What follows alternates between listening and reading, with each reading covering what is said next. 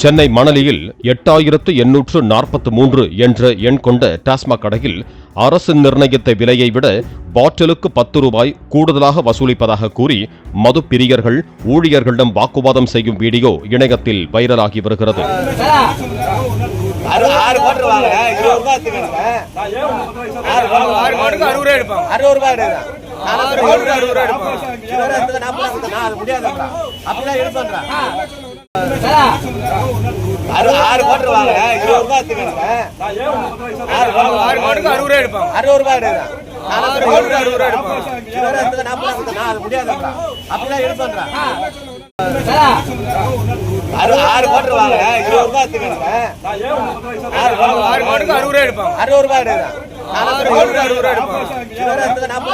முடியாது.